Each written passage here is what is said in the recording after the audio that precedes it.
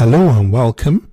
In this video, I'll be introducing you to the JavaScript comparison operators. JavaScript comparison operators are used to compare values and will return a Boolean result. Boolean basically means true or false.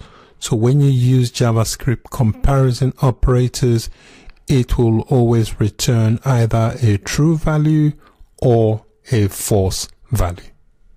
So this is basic table illustrating some comparison operators. So I'll start from the top, which the first is known as the equal operator, and it's represented with the double equal symbol.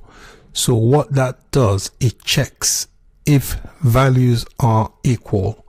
Okay, so if you want to compare if two values are equal, you use the equal to operator. If you want to check if values are equal both in value and data type, you use the strictly equals to, which is represented with a triple equal sign. A single equal is used to assign a value. So you must be careful between the distinction between single equals or double. If you want to check if something is equal to something, you use a double equals. If you want to assign a value like you do in variables, you use just a single equal. If you want to compare that the values are strictly equal in both data type and value, you use the triple equal symbol. If you want to check if values are not equal, you use the exclamation mark and the equals to sign. That will check if the values are not equal. If you want to check if the values are strictly not equal in value and data type, you use the exclamation and double equal symbol. So if you want to check if a value is greater than another value, you use the greater than sign. For example, you want to check if 5 is greater than 2. If you want to check if a value is less, you use the less than symbol, which checks if a number is less than another number or value. You can also use the greater than or equal to, which is represented by the greater than sign and the equals to sign. What that does, it checks if the values is greater than or equal to. The less than or equal to is represented by the less than symbol and the equals to sign. This checks if the value is less than or equal to.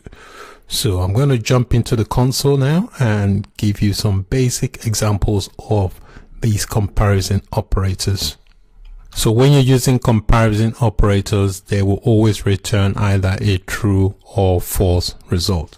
Say for example, if I want to check if 4 is equals to 5, that will return false because 4 is not equals to 5. If I want to check if a value is strictly equals in type and also in value. So what I'll do first, I'll create a variable, call a variable called x. I'll give this a value of 7. I'll create a variable called y, and I'll give this a value of 7, but the 7 will be a string value. So which means the data type is different from variable x. So now I can do a comparison. I can say x is equals to y. This will return to true because both of them have a value of 7. Now if I use the triple equals to, it will return to false because the data type is different but the value is the same. So if I do x triple equals to y, that will give me a result of false because they are not equal in data type. The variable y has a data type of string. You can tell because of the quotes that is enclosed around the value, and variable x is numerical, which has a value of 7. So they are the same in value, but not the same in data type. So if you want to check if two values are the same, for example, if I say 8 is not equals to 7, that will return true, because 8 is bigger than 7, so it is not equal to 7. So if you want to check if a number is greater than another number, you want to check if 9 is greater than, say, 8, that will evaluate to be true, because 9 is greater than 8. If we say 8, we call 8 is less than, say, 7, that again we evaluate to be true, because 8 is greater than 7. So here I'm using the less than sign, comparing if 8 is less than 7. That has returned false because 8 is greater than 7. If I was to say 7 is less than 8, that will evaluate to be true, because 7 is less than 8. So let me create a couple of variables. I'll create a variable A. I give it a value of 17, and I use the comparison. So if I say A is greater than or equals to 17, that will evaluate to be true, because the variable A here is 17. So I'm saying A is greater than or equal to 17. So that evaluates to be true.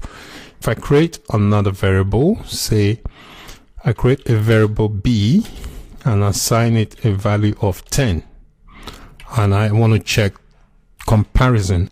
So if I say is variable B less than or equals to 9, that will evaluate to be false, because B is 10.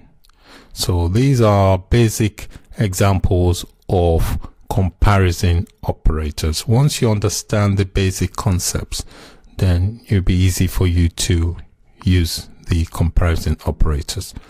That's it for this video. Thank you for watching. Bye for now.